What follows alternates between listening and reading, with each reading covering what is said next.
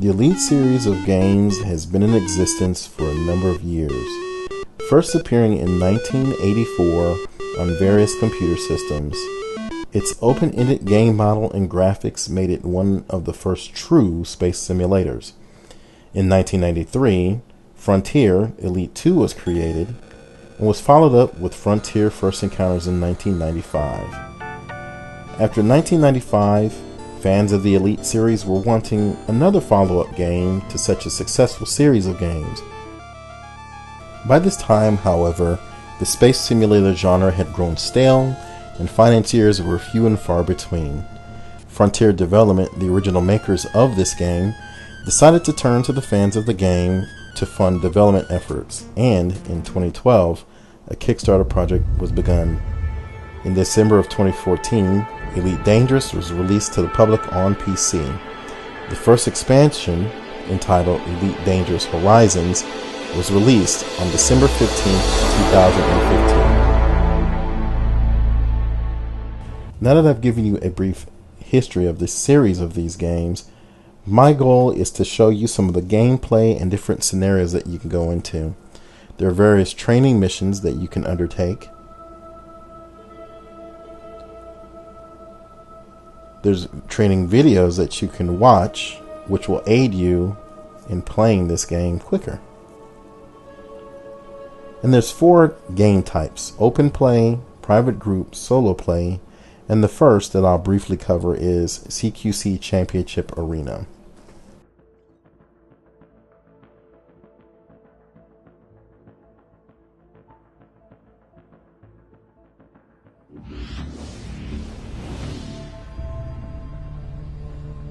The CQC Championship is basically an online multiplayer environment in which you can do team deathmatch, and capture the flag matches in a various spaceship of your choosing. The more that you battle in the CQC arena, the more likely it is that you'll have other ships unlocked to you as you obtain different ranks in the CQC arena. I will say that this is probably not the most popular gameplay aspect of Elite Dangerous, but I do understand it does serve its purposes, and it will also get you prepared for ship-based combat in your regular game of Elite Dangerous. There are various pickups throughout this map that will aid you in battle. Here, I'm taking on an opponent face to face. I rammed into him, and now he's gonna creep up behind me and boom, I'm a goner. This isn't, to me, the number one thing of Elite Dangerous.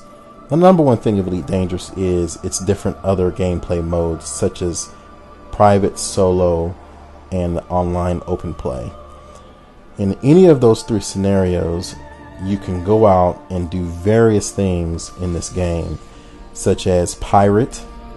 You can also obtain different ranks in the galactic federations and governments that are factionalized. Or you can even go out and adventure on your own, out in the middle of all of this space that you see here. There are over 400 million planets that have been included procedurally in Elite Dangerous. So there's a lot of space to go visit. At the beginning of Elite Dangerous, where you'll begin is referred to as the Galactic Bubble. It is where all of the habited worlds of the human race populates this arm of our galaxy, spreading out from the Sol system to other systems surrounding. Another thing that you can do in Elite Dangerous is you can set up an avatar. Here's me, angry black dude. Also, in Elite Dangerous, you have different heads-up displays such as your ship status, all systems that pertain to your ship, weaponry, cargo, and your ship. You can see mine is named Serenity there. And then you have different ranks. And then finally there's the system map. The system map gives you information on every planetary body and every star of the system that you reside in. It also gives you an idea of what different commodities are sold at different starports. And this is a commodities market in a starport. You can do different things with this heads-up display. It's under the starport services selection when you're docked.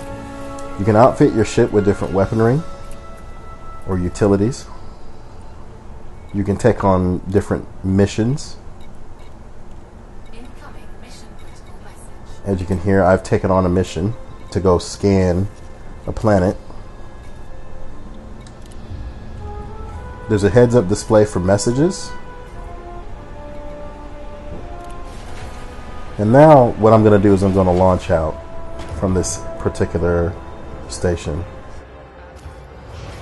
Each station has rules and regulations that one must follow. For example, most stations, if not all, have a no-fire zone in an area around the station. You cannot break these rules. There are ships that patrol the station, and the station has its own defenses that it will bring online to destroy your ship if you break any of these rules. This does include speeding as well. Next, in Elite Dangerous, what I'm going to do here is I'm going to jump to another star system. I'll look at the job that I have online, and I'll find out how far the star system is that I have to jump to, keeping in mind my fuel range and the ship that I am currently operating. I'll point my ship at the star system, and I'll go ahead and engage my faster than light drive, also known as a frame shift drive.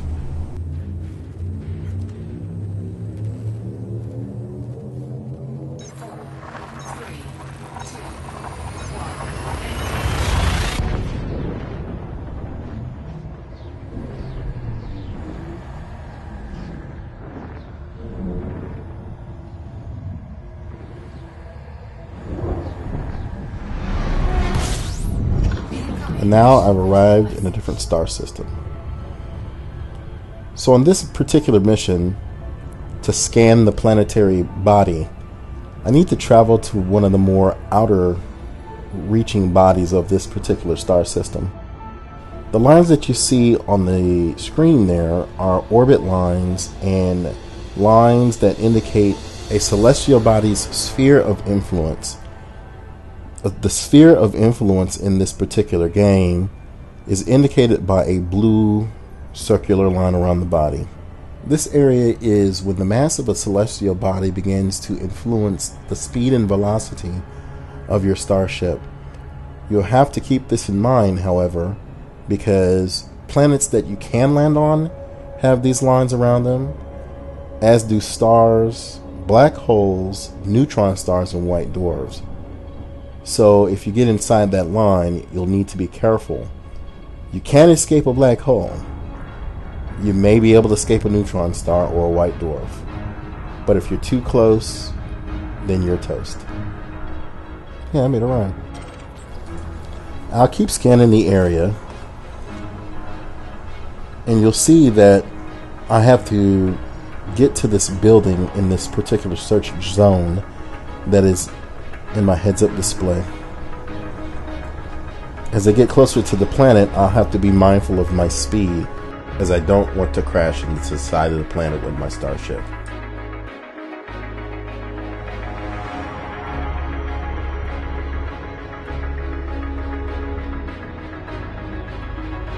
Now, as I approach, you'll see eventually here that I'll begin to land on this planet.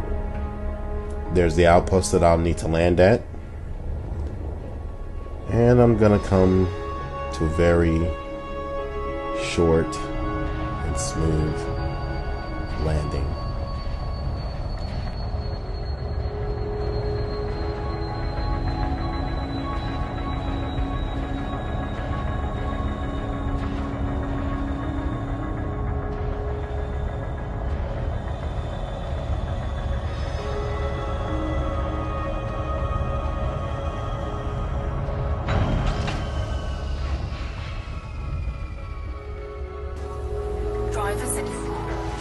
One of the new additions to Elite Dangerous Horizons not only is the ability to land on planets, but also you have the ability, if you have the proper equipment, an SRV with a cargo bay, to also roam the planet.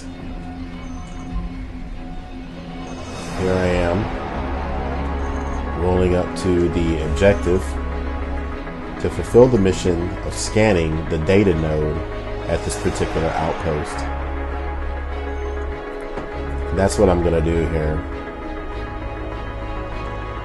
So once I've scanned the data node, which I didn't show you, I'm going to return to the base to fulfill the mission objectives and to get credited the galactic credits that I earned for performing the mission. Here you see an Earth-like planet with a polar ice cap that I'm gonna swing past here. So Elite Dangerous has a bunch of different features in it that allow you, as I warp into this station here, that allow you to have a lot of fun. It's a very robust game, as you can see already.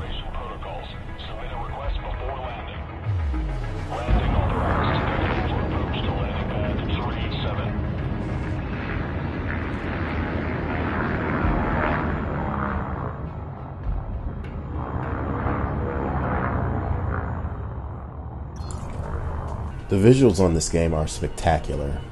Here you see me warping away from a white dwarf star in a different ship. Multiple ring planets. There's neutron stars, supergiant stars like Betelgeuse, binary planetary systems like this one here that you see. Planets with craters and with channels.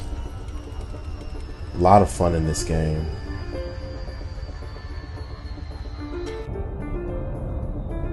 Now this particular outpost, I decided I was going to take a little bit of a detour here after I performed the mission. And I was going to get some video of the panorama as I was in my SRV, or my rover, so to say.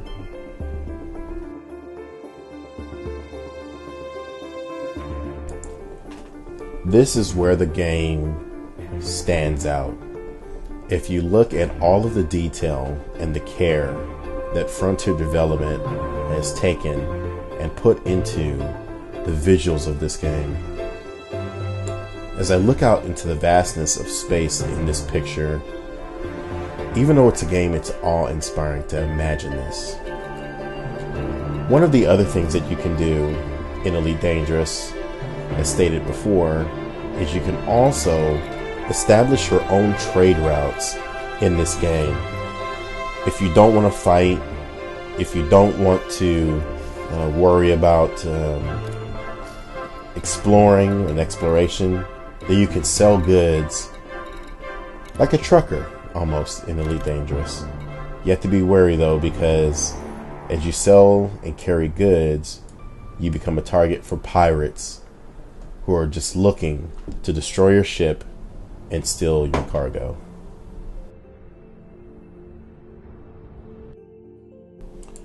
This is another example of the stunning detail in this game. Now here I am rolling up on one of the most dangerous areas in the known sky, a neutron star. Neutron stars are very, very massive stars that have gone past their life and collapsed in on themselves. They don't become black holes, but what they do is they shrink down to the size of a small city, a few kilometers maybe, and the mass is so great that a teaspoon of one neutron star would weigh about 10 million tons. The gravitational field of a neutron star is so strong that the escape velocity the speed that you have to obtain to escape a neutron star's pull, gravitational pull, would be about 0.4 times the speed of light. That's how massive and that's how strong a neutron star would be. So if you think about it, one neutron star would be about 900 times the mass of the Great Pyramid of Giza. So, neutron stars and black holes are not something to be messed with in Elite Dangerous. If you want to mess with one of them, well,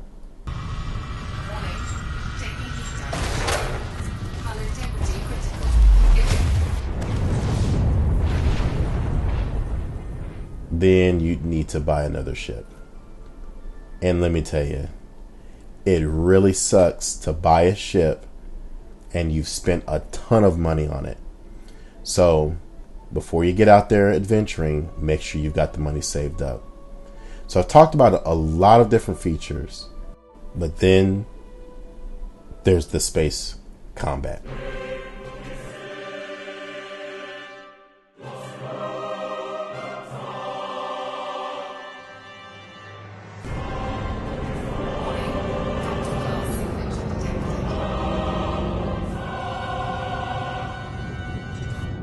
If shooting and dodging and ducking and getting the heck up out of the way is your thing, the space battles in Elite Dangerous are something to behold. Here you see me in the midst of two powers in the galaxy fighting each other to the death, surrounding a planet as well. Large capital ships, battleships, armed to the teeth, engaging smaller targets and each other.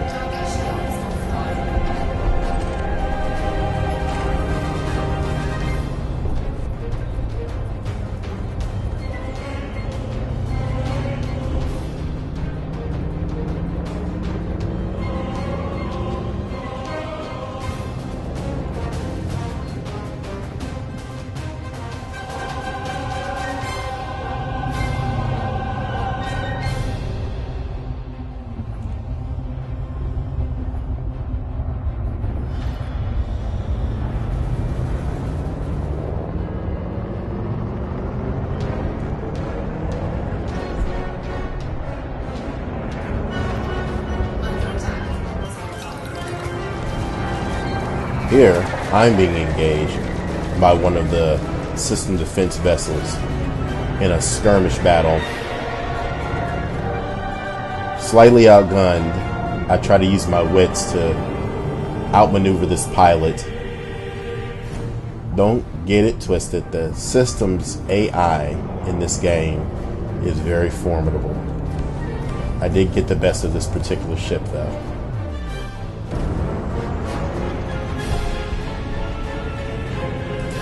While you can mine or you can explore, you can also make money by hunting down rogue criminal elements, scanning their ships to see if there's a bounty on their head, destroying their ships, and collecting the bounty. Here, I've scanned this ship and I've checked to see if he has a bounty, and sure enough,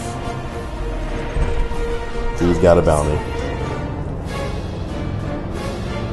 Notice I'm battling inside of a asteroid field of a ring planet. Again, you have to be extremely careful. A lot of ships flying around.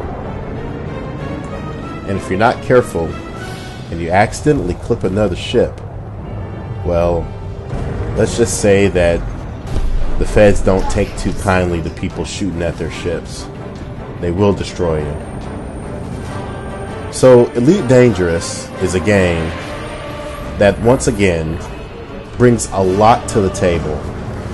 I've been playing this game for years now, and it never fails to disappoint whenever I plug in and begin playing this game. I have a ton of fun with this game. So obviously this review is extremely biased. But if adventure, graphics, and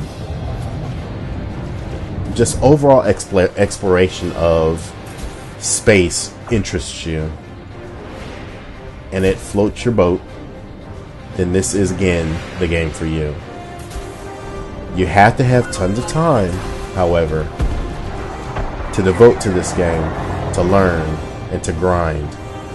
If you're not interested in grinding, then you might want to find another game. This game is extremely better than No Man's Sky.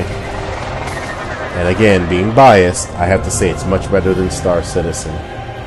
So, Elite Dangerous gets my thumbs up for one of the best simulation games of all times. Out on PC, Xbox, and PS4.